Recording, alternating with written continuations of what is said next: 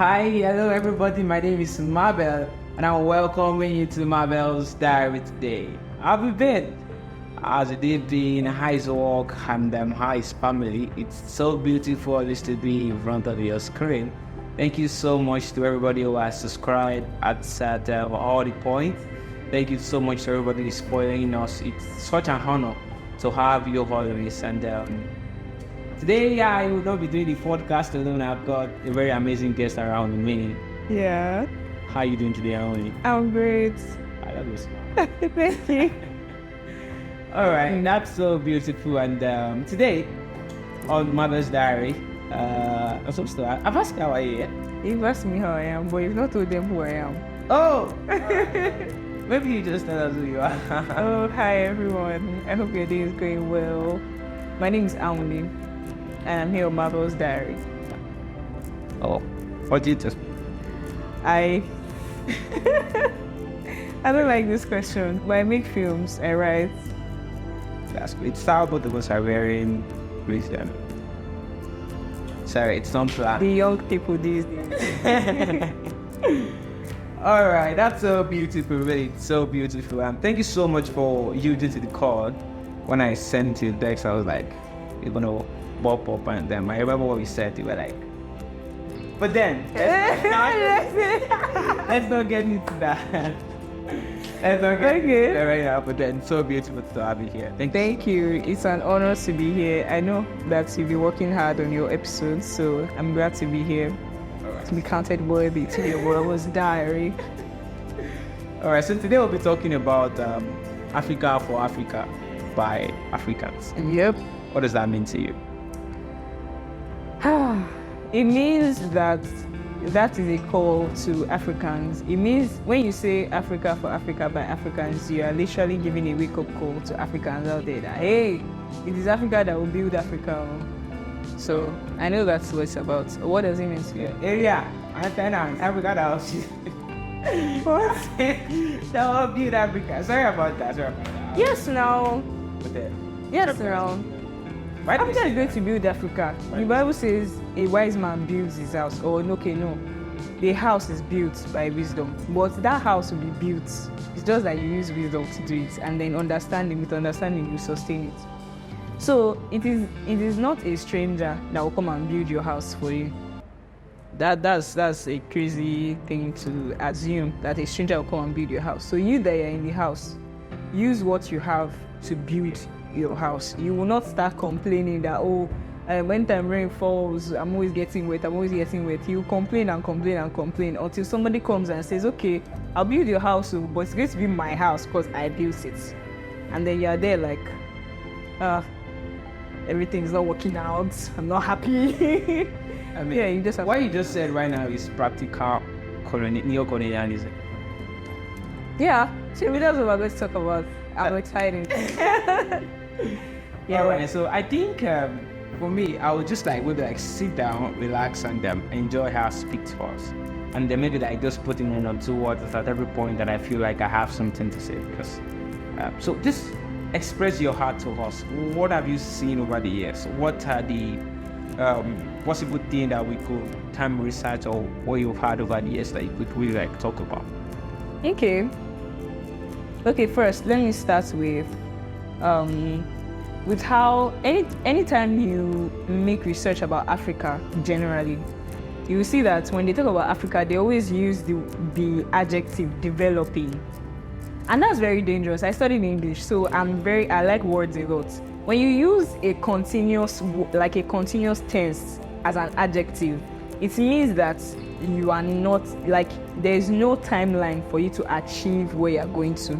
So when they say developing country, developing being the adjective, you are qualifying that country as in a constant state of development.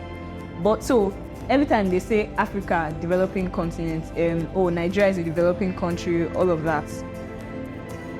When are we going to leave the state of developing and get to, Nigeria has grown so and so and so quantity in the past 20 years? When are we going to get there? When are we going to stop saying developing country? It's just like in Nigeria, we practiced apprenticeship. So when you do apprenticeship, you might do it for 6 months, you might do it for 1 year, you might do it for 2 years, but you get freedom. You do your freedom when everybody comes to visit you that, oh, you are finished learning. So you're no more a learning hairdresser, you're no more a learning mechanic, you are now a mechanic. So we're the ones that are we need to now put our foot down and say that, okay, we're no more developing, we're going to, okay, even if it will take the next whatever amount of years to become fully developed, we're going to achieve that state. All right. Does that make sense? Yeah, I think it does to me personally, because I also have all of these ideas in my head, but it's not my podcast right now. So another thing is that Africa has the strongest human resource.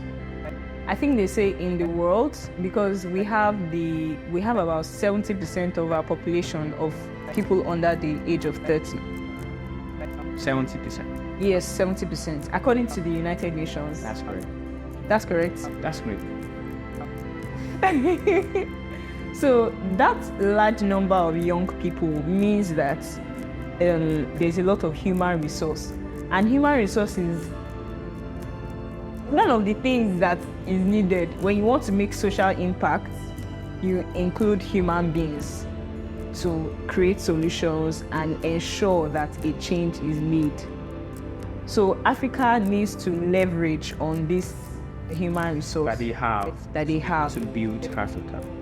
But one thing about Africa, because of the culture in many countries, older people have a higher say in everything. So when you're talking about the social context and everything, you might just come in the preconception of, oh, they will not listen to me because I'm young. But you are like the young people own this space because they are the biggest number of people. So if you are going to say that old people will not allow the younger people, or let me not say old people, older people will not allow the younger people to make a change. No, the younger people actually need to show interest in making a change, and in that we can now encourage the older people that, okay, yes, they are young, and yes, Gen Z and whatever, they might make mistakes, they might make wrong decisions, but that is the purpose of the older generation there.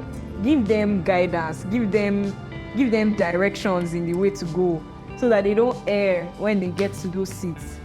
So I was reading an article by the United Nations. They had an event in Zimbabwe also with the young people, and the charge from there was, let young people have a seat at the table in making economic decisions, in making political decisions. Let them have a seat at the table. When young people are involved in the decision making, then you would see a rise in the social impact, because these are the people that have the energy, they have fresh ideas. Which brings me to the next thing that I want to talk about. I can just fire on, right? So, see, I'm jotting. I'm right now. Oh my god. I have to go ahead. I'm listening. Okay. There's somebody I work with sometimes. He runs an NGO. It's an organization that builds playgrounds for children. It's like play is very important for children, and it's really neglected. So anyway, we did something last week. We launched a playground last week, and then he called me this past week. I wasn't able to answer my phone. He called my brother as well, but my brother was also not able to answer. So when he came to my house, it was like he said something that he was calling and calling and calling. We didn't answer. He thought that we had traveled out of the country. That's the new pandemic that is affecting us.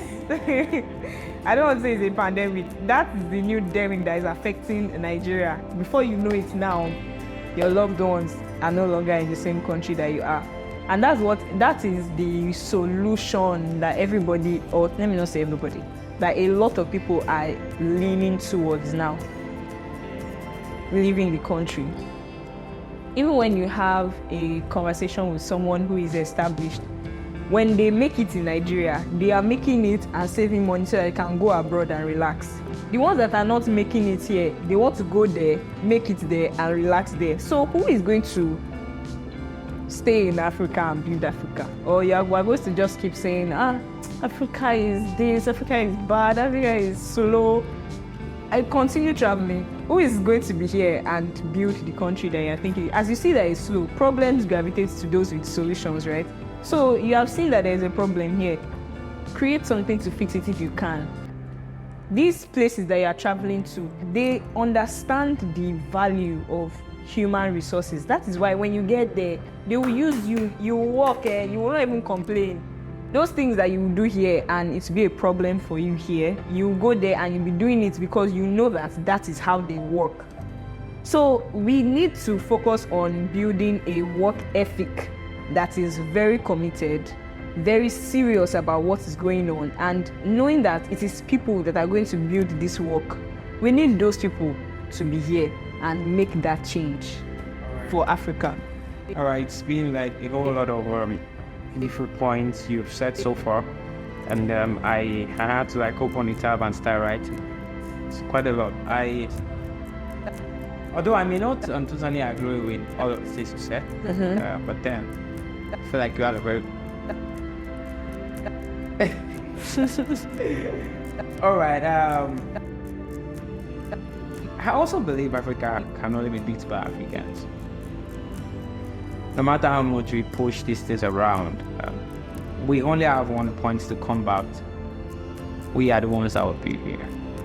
All right. We may not have all of the science or technologies to do it all alone, but then we are still the one that will build it. The truth is, most of these European countries we are running into, Africa has built those places. They were built by Africans. Maybe through exploitation, slave trade, whatever it is, but they were built by Africans. As much as I'm not against traveling out, because I also want to enjoy my life. For example, I'm a photographer. I want to be a course in Paris very soon, and all of that. I want to go there, study my course, on my skills, and come back to one of the African countries that is very stable, maybe down Nigeria, and then build whatever I have to build around. Now, that does not mean I may not be able to come to Nigeria. Build Nigeria small. Because as an entrepreneur, too, I feel like Nigeria is not a very suitable place to stay. Mm-hmm. The atmosphere is very toxic. All right, so as much as we are saying, let's build it, we also need people that are in authority right now to consider quite a lot of things for us. Definitely. 100%. That's my part on that. And every problem will always gravitate towards a solution. But that's if you choose to solve it. If you don't run away from it. That's one thing. I'm just trying to reiterate what she said, and I'm just trying to give my perspective. As I said, it's basically a podcast today. It's not mine. Let young people have a seat. I totally agree too. But then, shoot. The way you're doing your mouth, like, okay, what's most of y'all can't even have a relationship. So you want to earn the country. Beauty. No. Yes. Beauty young people. Somebody was saying, why was I not in a relationship a couple of months back?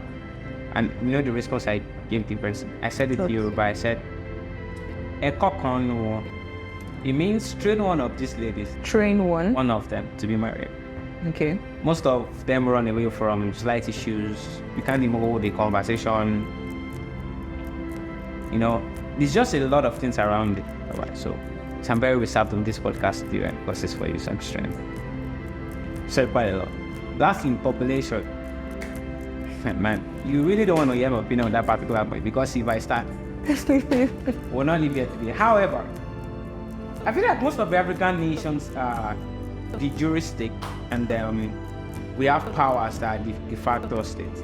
So no matter how much your population is, if you are not a de facto state, if you are a weak state when it comes to international relations, you may not be able to do much. So I think Africans should seize their strength. All right. The African Union was built on two legs or two standpoints, which is political integration and economic integration. Okay. Yeah. It's beginning to look like I'm modest. Talk. All right. Anyways, we are wrapping up the podcast already, and I think we should do a part 2 of this.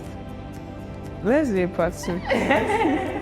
Because we want to hear about the political integration and economic integration. It will be useful so that we can build the people, so that we can hold the city. All right, let's hope we'll have a part 2 of the podcast, and let's say it. But really, thank you so much for coming on directly. Very I'm so blessed that you came around. Blessed us with a lot of knowledge. You said a lot. I have to pick up my tab and start jotting down. It's always beautiful to have talk to you. Thank you so much. I'll see you some other time with that. Can you talk now? Ciao. So thank you so much, viewers and listeners. I'll see you on the next episode. Probably we have. I don't know. You might just say something else to me. But then click the subscribe button, click the follow button across Netflix. I didn't mean Netflix. Netflix and on YouTube. So subscribe, drop your comments and all of that. Then on Apple Podcast, and then Google Podcast, Spotify, Pocket Cast, all of that. We're all streaming. So get in there, listen, share with somebody, tell somebody to tell somebody that we just spoke about Africa for Africa by Africans with ANWULI. I love that.